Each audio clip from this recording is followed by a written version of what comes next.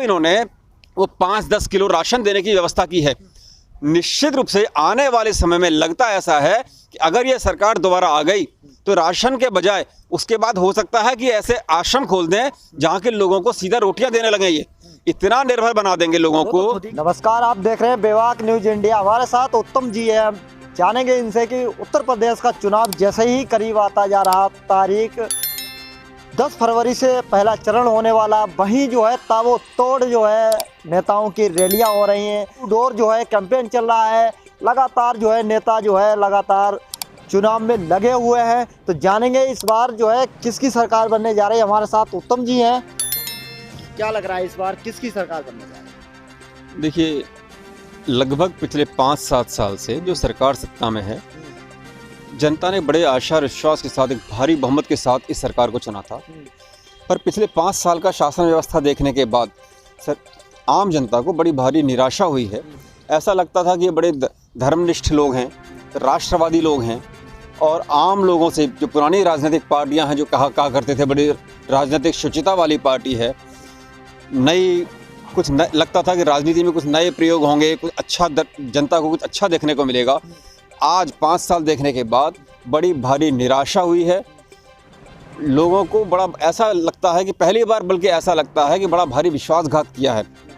बड़े विश्वास के साथ इनको चुना था और आज जिस निराशा में लगता है कि उनके साथ में ठगी हो गई, धोखा हो गया। हम जैसे लोग भी, हमने भी बड़े विश्वास के साथ चुना था। लगता था बड़ी विशेष रूप से बड़ी आस्था, श्रद्धा के साथ भी कह सकते हैं हम लोग। राजनीति में आमतौर पर श्रद्धा नहीं होती है, लेकिन हमने लगता था कि इस बार कोई बड़ा भारी परिवर्तन होगा, इसलिए इनको बड़ी भारी बहुमत से देकर चुना था। आज बड़ी भारी मन में बड़ा क्षोभ है और अब एक आक्रोश है। हम जैसे साधारण लोगों के मन में भी बड़ा आक्रोश है अब, और लगता है कि हमारे साथ में बड़ा भारी धोखा हुआ है, बड़ा विश्वासघात हुआ है। किस तरह का धोखा हुआ, किस तरह का, क्या लग रहा है कि आपको ये सरकार ने जितने कार्य अपने गिना रही कि हमने अच्छे काम किए हैं, विकास किया है, तो विकास के नाम पे क्या हुआ, कुछ बताएंगे? बुजुर्गों की पेंशन छीन ली, युवाओं के रोजगार छीन लिए, बच्चों के स्कूल छीन लिए। कहीं थोड़ी भी एक आम इंसान के अंदर भी थोड़ी संवेदना होती है। कोरोना के टाइम में हमने देखा लाखों लोगों को पैदल चलते हुए, जब देश में किसी तरह के संसाधन नहीं थे। सन 47 के बाद उस समय भी शायद इस तरह से लोग हजारों किलोमीटर की पैदल यात्रा करके नहीं चले होंगे। इतना करुण, इतना दारुण दृश्य है, अभी भी आंखों के सामने आ जाता है, आंखों में आंसू आ जाते हैं। लगता ही नहीं था कि सरकार कहीं पर है। जिस तरह से योगी जी जो है पश्चिमी उत्तर प्रदेश के अंदर रैलियां कर रहे हैं और वहाँ भी जो है पुराने दिन याद दिला रहे हैं, जैसे 2013 में कह रहे हैं कि वो ध्यान करो सचिन और गौरव।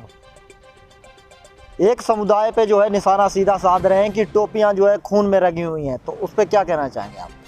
ये इनको भी पता चल गया है। ये नेता लोग बड़े होशियार होते हैं। इनको भी पता चल गया है कि अब इन्होंने जो काम किए हैं 5 साल में, जो अव्यवस्था का प्रदेश शिकार रहा है, उसके बूते इन्हें वोट मिलेंगे नहीं।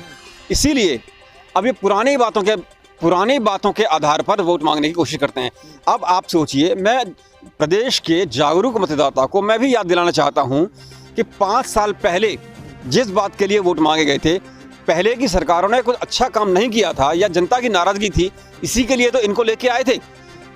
उसी 10 साल पुरानी बात का कब तक वोट मांगते रहेंगे? बार बार कभी 30 साल पुरानी बातें याद दिलाएंगे, कभी वो 10 साल पुरानी बातें याद दिलाएंगे। मतलब ये हुआ कि इनके पास अपना कुछ करने का नहीं है, केवल दूसरे के किए हुए कामों को दुष्प्रचार करके। जिस तरह से वो कह रहे हैं कि मैंने विकास किया, विकास पे वोट मांग रहे हैं, काफ़ी ज़्यादा युवाओं का जो है युवाओं को भी रोजगार दिया। तो किस तरह रोजगार, क्या लग रहा है आपको, रोजगार मिला है लोगों को? रोजगार की हालत ये है कि लोग जो स्टूडेंट्स हैं, सारे के सारे पेपर, जो भी कोई पेपर होता है तो पेपर आउट हो जाता है, या उसमें कोई पूरा सिस्टम एक अव्यवस्था का शिकार हो गया है। और अब तो इस बात पर, जैसे कि विरोधी पार्टियां जो कहा करती थी कि ये जानबूझ के पूरे सिस्टम को ध्वस्त कर देना चाहते हैं, जिससे किसी को रोजगार ना मिल पाए, लोगों की आर्थिक स्थिति इतनी खराब हो जाए कि पूरी तरह वो सरकार के ऊपर डिपेंडेंट हो जाएं, उस सरकार के ऊपर पूरे निर्भर हो जाएं। तो अब ये कह रहे हैं कि अगर तमंचेवादियों की सरकार आ गई तो रोजगार छिनेगा, गुंडागर्दी होने लगेगी। पर देखिए, सरकारें पहले भी थी, पर इतनी ज़्यादा अव्यवस्था पहले कभी नहीं थी। इतने आश्रित अखिलेश यादव की सरकार में गुंडागर्दी नहीं थी क्या? बिल्कुल नहीं, एक दुष्प्रचार था। आप तुलना करके देख लीजिए, एक मुख्यमंत्री अखिलेश के रूप में और एक मुख्यमंत्री बाबा के रूप में। दोनों की पढ़ाई शिक्षा दीक्षा की तुलना कर लीजिए, आप पाएंगे। देखिए, जिसके पास जिसका जो व्यक्तित्व होता है, जिसकी जैसी शिक्षा दीक्षा होती है, जिसकी जैसी पृष्ठभूमि होती है, वही वो दूसरे को दे पाता है। आप देखिए, अखिलेश जैसे रहे हुए हैं। विकास नजर नहीं आ रहा क्या आपको? उत्तर प्रदेश में जो है जिस तरह से योगी आदित्यनाथ जी ने विकास किया, वो विकास आपको नजर नहीं आ रहा? कोई भी इनकी तरफ से मूल रूप से इनकी कोई भी योजना को ये साकार रूप दे नहीं सके हैं। पुरानी सरकारों के किए हुए, पुरानी सरकारों की योजनाएं थी, उन पर इन्होंने कुछ में, जैसे कि कहते हैं कि जो पूर्वांचल में कुछ हाईवे बने हैं, एक्सप्रेसवे बने हैं। धारा 170 जो आज तक इतनी सरकारें आई और गई, नहीं हट पाई, वो इस सरकार में हटी। राम मंदिर का मुद्दा था, वो नहीं हो पाया, वो इस सरकार में हुआ। बाकी युवाओं को रोजगार जिस तरह से वो गिना रहे हैं कि आवास योजनाओं, शौचालय वगैरह गांव-गांव, घर-घर, और सिलेंडर वगैरह जो थे, महिलाएं चूल्हा चौंकती थी, वो उन्होंने दिलाया। तो इसे रोजगार नहीं कहेंगे तो क्या कहेंगे? तो आप ये कहना चाहते हैं कि उत्तर प्रदेश विधानसभा में धारा 370 हटाई थी? हम इस प्रदेश के अंदर नहीं, कश्मीर की बात कर रहा हूँ, जो कश्मीर में धारा। हम प्रदेश की जनता उत्तर प्रदेश विधानसभा का चुनाव करने जा रही है। चुनाव तो करने जा रहे हैं, मगर वो हटा तो भाजपा सरकार में ही हटी है ना धारा। हम इस समय उत्तर प्रदेश विधानसभा का चुनाव करने जा रहे हैं।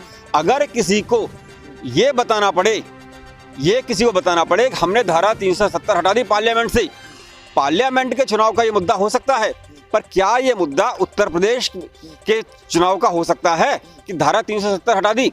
केंद्र सरकार की संसद में ये उठाएगी। आपको कितने कार्य नजर आ रहे हैं कि कितना उन्होंने विकास किया? कुछ तो विकास उनका नजर आ रहा है कि विकास 0%? किस नजरिए से देख रहे हैं आप? पूर्वांचल में एक्सप्रेसवे बना, जैसा भी है, हालांकि पुराना जो डिजाइन था बनाया तो भाजपा सरकार ने है ना। हाँ, उनके ही समय में बना है। योजना पहले से तैयार थी, उसका डिजाइन पहले से तैयार था। उस डिजाइन को भी, पहले वाले डिजाइन को भी थोड़ा सा कम करके, उसकी जो विड्थ होती है, जिसको हम कहते हैं राइट ऑफ वे, एक इंजीनियरिंग की भाषा में हम कहेंगे, क्योंकि अखिलेश तो इंजीनियर हैं, बाबा को तो समझ में आती नहीं ये सारी बातें। इन्होंने उसकी विड्थ कम कर दी। यानी कि आपका कहना है कि बाबा की एजुकेशन नहीं, पढ़ाई लिखाई नहीं, आपका कहना का मतलब है? तुलनात्मक रूप से मैं कहूंगा, अगर अखिलेश से हम अखिलेश एक इंजीनियर है, पोस्ट ग्रेजुएशन उन्होंने ऑस्ट्रेलिया से किया है, तो अगर तुलना करेंगे तो उनके सामने ही अनपढ़ ही कहेंगे। यानी कि उनके सामने जितनी उन्होंने पढ़ाई की उतनी नहीं, मगर पढ़े लिखे तो वो भी है ना। हाँ, बिल्कुल है पढ़े लिखे। इसीलिए हम कह रहे हैं, जब मेरे सामने एक बेहतर, अगर मेरे पास 24 कैरेट का सोना उपलब्ध है, तो मैं 17 कैरेट वाले, 18 कैरेट वाले सोने को क्यों लूंगा? आप बताइए ना।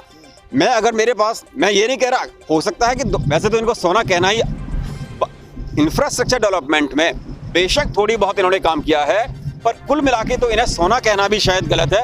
ये तो एक तरफ खरा सोना और एक तरफ खोटा, तो हम खरे सोने की तरफ जाएंगे।